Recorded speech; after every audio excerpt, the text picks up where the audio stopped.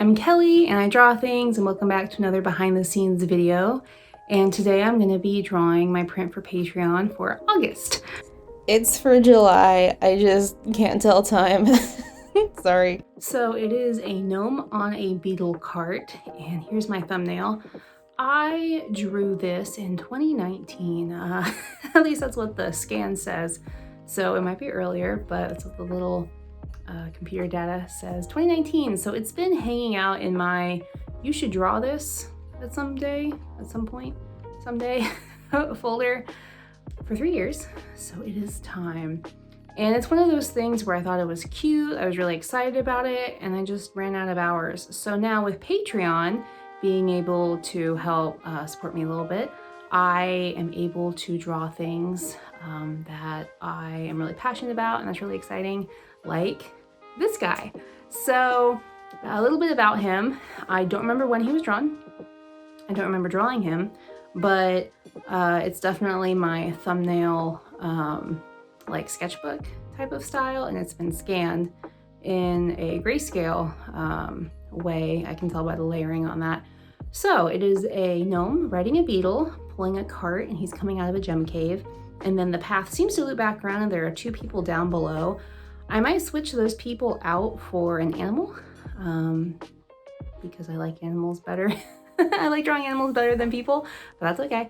So we'll see how that goes. So I'm actually going to take you guys along with a lot of voiceover on this one to really talk through my process and what I'm doing, because I'm going to ink this traditionally, even though it is going to start digitally. And so I'm going to take you through that process of how I go traditional from the sketchbook to digital, to how to set up the file, to how I then put in all the details, then how I print it, which can be a little tricky, get that coloring right, and how I print it to ink versus just like printing it on a regular piece of paper. It's a little different process because I use a blue line method, which is very common in comics.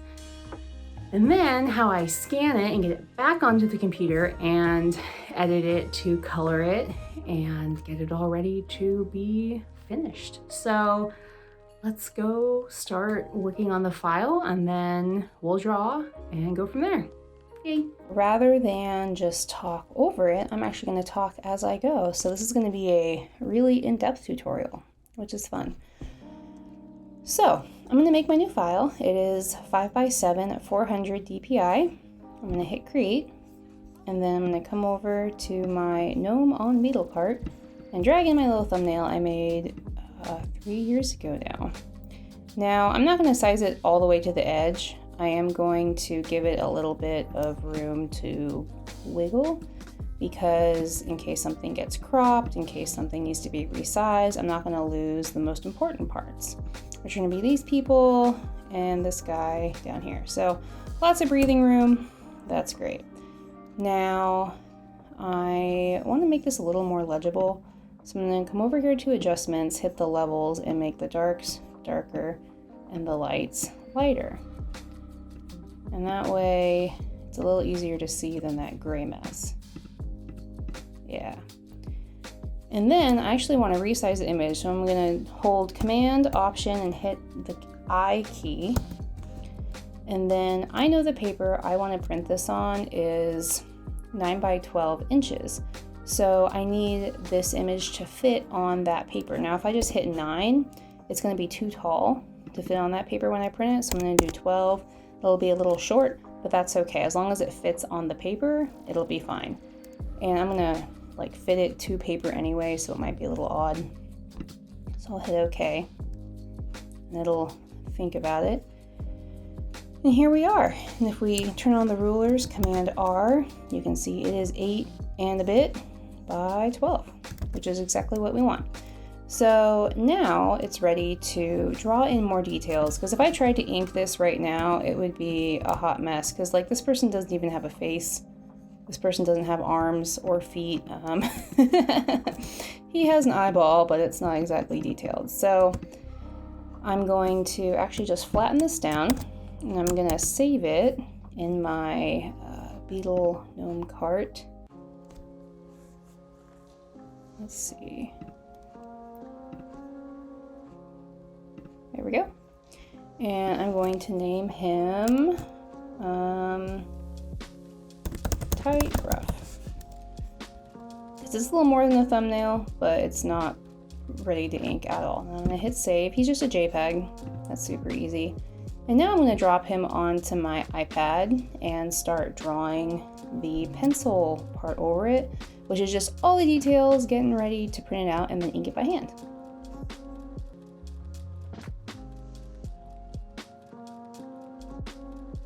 So I ended up kind of combining this pencil and tight rough stage, but my first part was to put all of the perspective lines in. It's very nature-based, there's not a building in sight, so perspective can be kind of loose, but I still wanted to get the basics down. And then I'm going to go in and just slowly work my way around the image and put in all the details. So we have the gnome riding his beetle, that's pulling the cart of crystals, and then behind him are going to be flowers and rocks and mushrooms. Then up at the top, to add some visual interest to move the eye around, I put this lizard.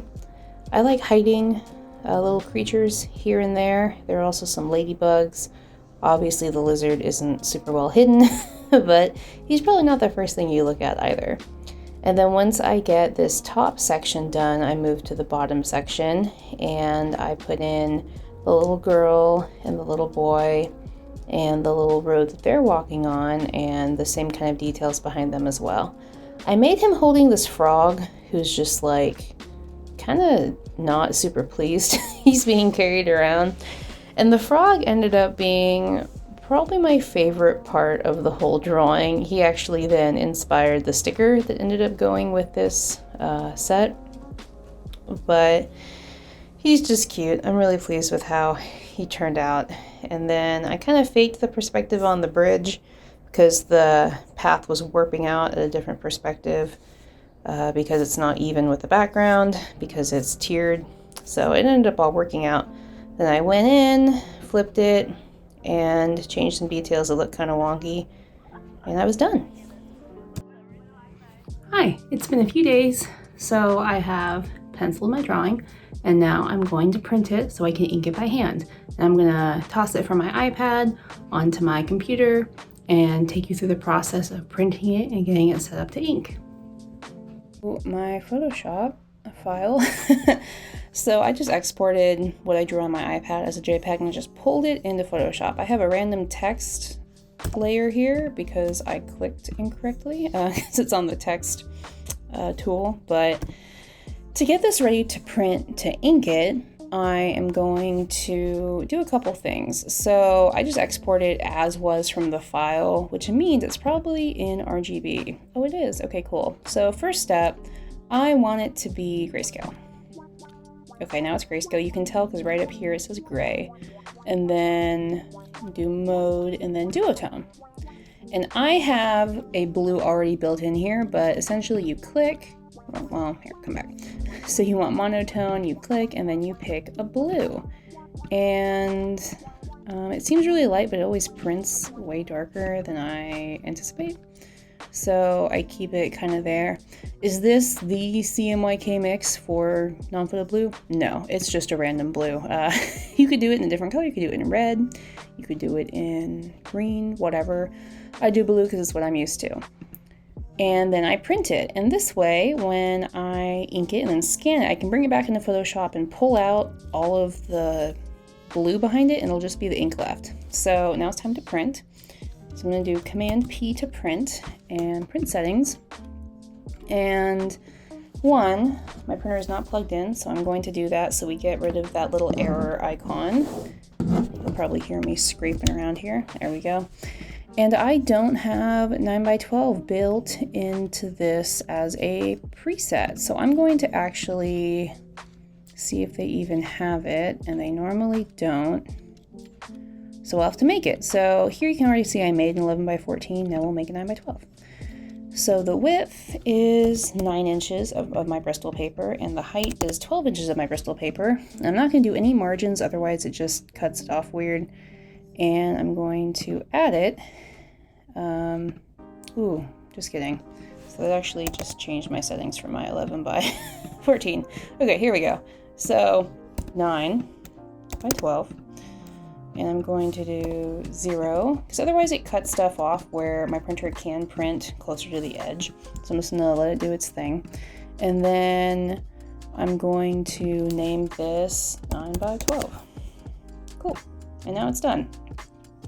So I'm gonna save it, and now looking at it, I probably want it a little inset so I don't lose any of this. So I'm gonna hit done, and then I'm gonna make a new file, and it's just going to be 9 by 12. I'll hit OK, and then I'm gonna copy and paste this onto there. And I can bring it in a little bit. And I'm gonna put a stroke on it so I know exactly where to stop inking. Otherwise I just like keep inking and I get a really weird, like half finished border. I'm gonna just pick up that blue I'm using on the other stuff. There we go, cool. So now I have this nice box around the edge of my drawing. And I will draw past it just a little bit, but that way I know I don't have to draw like all the way out here. So now it's time to print. So Command P again, go make sure we're on that preset, which I'm just gonna do last used. There we go, 9 by 12 weir tray. It's not plain paper, it's actually Bristol. And the closest thing I can do for that is gonna be heavyweight paper. And then best quality, because I don't want all those details to get faded out since it's such a light color. I do want the printer to take that extra time to put those details in so I don't lose them while I'm inking.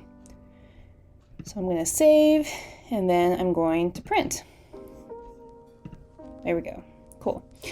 And I am inking this backwards. I do ink everything backwards, and I take it into Photoshop and I flip it back. You can hear my printer asking for paper. And the reason is because sometimes you can see where things are a little wonky easier if you flip it to how you haven't been looking at it for hours. So let's actually print this and get started inking.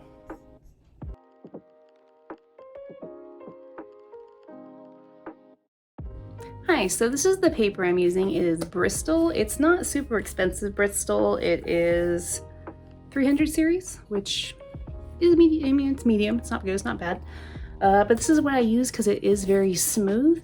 And the paper is very thick, which you'll see once I pull it out, but it is really good for inking, and it is smooth enough that it does print well. It doesn't have like a texture. So let's load this to my printer and print it out. Because Bristol paper is so thick, I actually load it in the back because if it tried to flip it around inside the printer, it might get jammed. So it just goes in the back and out the front. Ta-da! And here is my printed out page. I'm just gonna turn it sideways just so you can see it. But it is very light, but it's not so light that I can't see it, but it's not so dark it'll be hard to drop out in Photoshop. So now I'm going to take my ink pens and just ink it by hand while I rewatch Steven Universe. Okay, so what tools am I going to be using? I'm going to be using these main 6. I have a micron pen, an 01 that's very thin for little tiny details. This is like the finishing pen, like after everything else is done. I have this eraser in case I need to erase anything that I add in with this non-photo blue pencil. This is in case I run across something I need a little bit more developed before I have the confidence to ink it. I can use this, and since it's blue, it'll still drop out in Photoshop the same way the print will. My main pen I'll be using is this zebra pen. Ignore the 2, that's just for my own personal record keeping. I put numbers on my pens. And it is a felt tip pen with a very flexible nib, so I can get lots of different line weights. This is my go-to pen, I absolutely love it. For big solid black areas, I'll be using the Pentel Pocket Brush. This really is a brush pen. It's got bristles even. Very great pen. And then for all my mistakes, I will be doing a Signo Uniball white pen. It's kind of like a gel pen, but thicker, so it's more opaque. It's not kind of that transparent that the jelly rollers can be. And I also use this to add details back into the black in white ink. So let's go. And this is my setup I have to draw. I have propped up this portfolio paste folder type of thing. It's just a big board on top of 3 books. And that way I'm working at a slight angle and it won't hurt my back. So I started inking this with that zebra pen, and that's what I use 90% of the time. It has a very large line variety it can make because it is fine tip, but it is a felt tip in terms of more of a cone shape and less of a flat shape. It means I can use the edge to get very thick lines and the tip to get very thin lines. So very versatile, definitely one of my favorite pens in recent months. And it's kind of spoiled me. It's kind of hard to use just micron pens now. But I started in the top left corner because ink on Bristol paper doesn't dry as fast as a paper that is less smooth and more porous. So that means if I drag my hand over it, it will smudge. So starting in the top left, since I'm right-handed, helps me avoid smudging. And I just kind of work my way down and over. Now I will go back and add details once it's dry, or edits if needed, and things like that.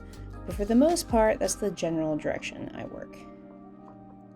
I had planned out some of these black placement areas, but a lot of them are just kind of like as I go, and a lot of the texture is as I go too. If I was penciling this for somebody else to ink, I would have penciled it a lot more detailed, but since it's just for me and I know what my intent is for a lot of it, it's a little looser in the pencil than you might see some other people do. Overall, this took me about 2 hours to ink, and I just did it all in one sitting. If it is a larger page, like an 11 by 17 inch paper, where this is a 9 by 12 inch paper, I'll take a break and stretch, but it was all one image and I just did the whole thing. And you kind of lose yourself while you're inking, or at least I do, where it's just a little bit meditative. You're not thinking as much as you would when you're penciling because you're not measuring in perspective or keeping in mind lighting when you're coloring. It's very much a relaxing thing for me, and I really enjoy doing it. So the different kinds of textures I ended up adding in here while I inked were dots and bumps on the rocks to give them more of a rough texture, and all these veins inside the plants, in the petals and in the stems, that gives them a little more texture, makes them a little more, believable. If you can call it believable in this cartoony style. But I think the texture really pulls everything together and elevates it to the next level of finish than just leaving it blank wood. And then I'm done. I have finished inking my drawing. So now I'm gonna let it sit here for a little bit and dry, especially this really dark part. I don't want it to get smudged when I scan it.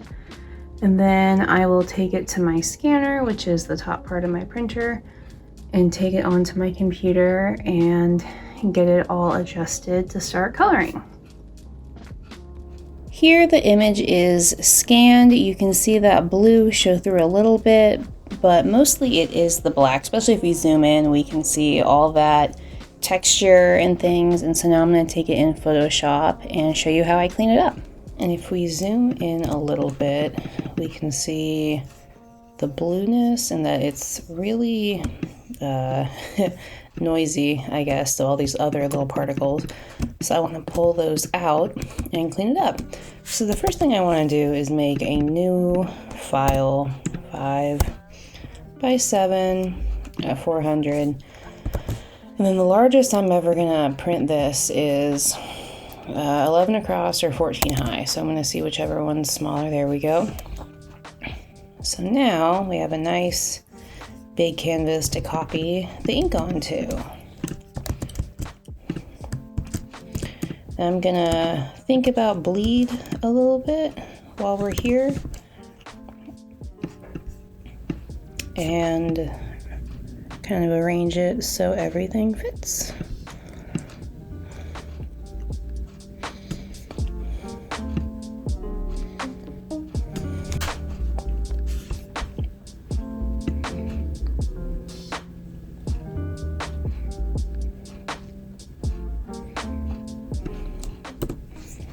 There we go. Okay, so now it's time to clean it up. So the first thing I'm going to do is change the levels. If we zoom in, even that already is so much better. But then I'm going to come to adjustments, and I'm going to select just the cyan and drop it out, and then just the blue and drop it out. And that way that gets rid of my underdrawing that I printed in just blue. That's looking pretty good. Little dusty, not bad. So then I'm actually going to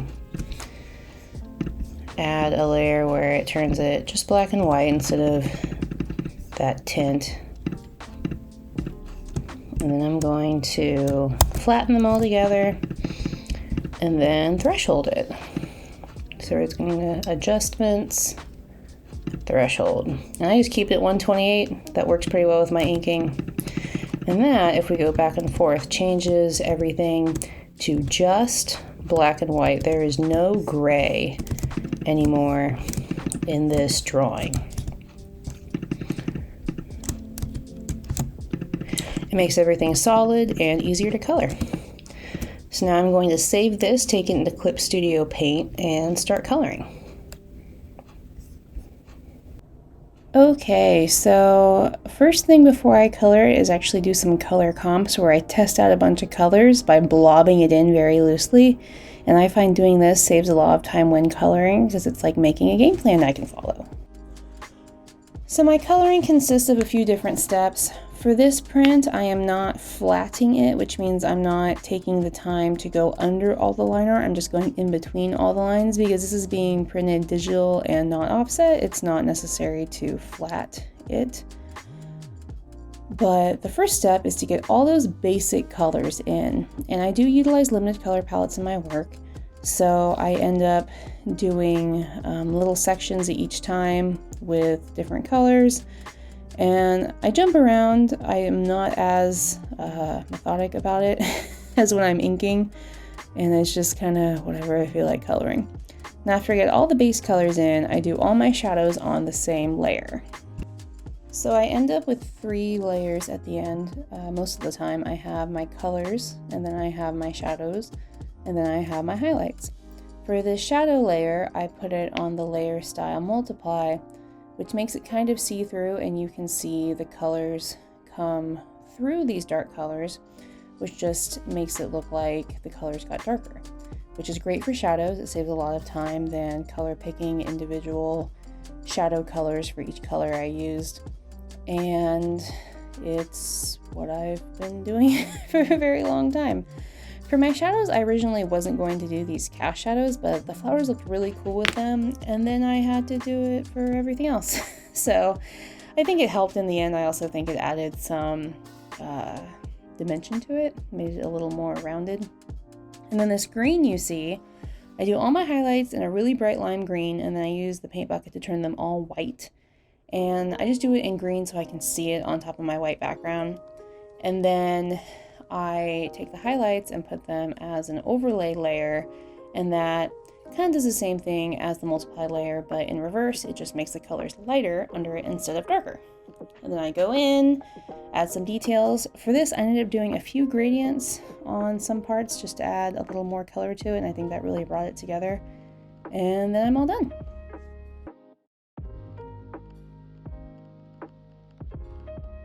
I'm done coloring. I'm going to format it to print. Now, I just did this for a different print, so it's already kind of set up. But my width is 5 inches, my height is 7 inches, my resolution is 400. I am keeping it at RGB, even though I am printing it. This has a long story, but I've just noticed that things print better with my printer in RGB.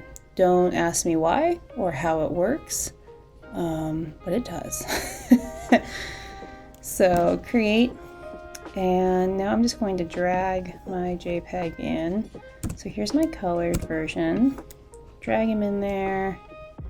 He looks pretty good. So let's see.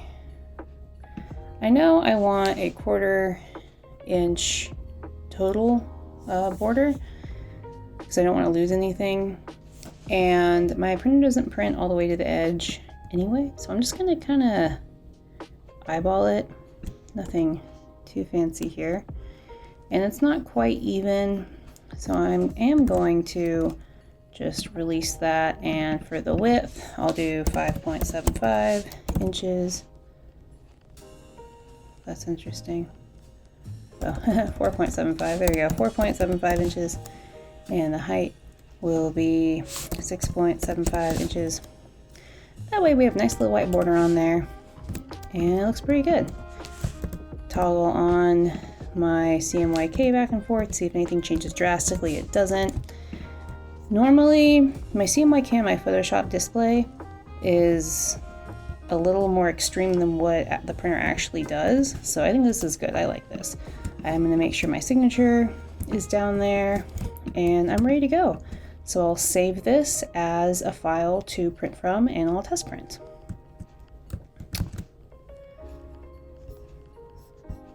So we're in my closet because that's where the best lighting is, so don't mind all my junk. But look how nice that printed. The details didn't turn out too small. I was a little worried they might get muddy, but they look good, and all the colors look great. And I'm really pleased with it. Hi, and that's it. I am done. I have my print, and it is all nice and pretty. I print these at the end of the month when I have a better idea of how many are actually going out in the mail, so I don't print way too many or way too little and have to do it all again. That way it's all in the same batch. I try to always do a test print just in case it comes out wildly awful. I don't market it for a month and then at the end go, and panic. But that's the whole process. So thank you for coming along with me on this journey. And it was a good time. Thank you to all my patrons who will be receiving this print, which is great. And all their support allows me to make more videos and art like this. So have a good day, everyone, and I'll see you next time. Bye.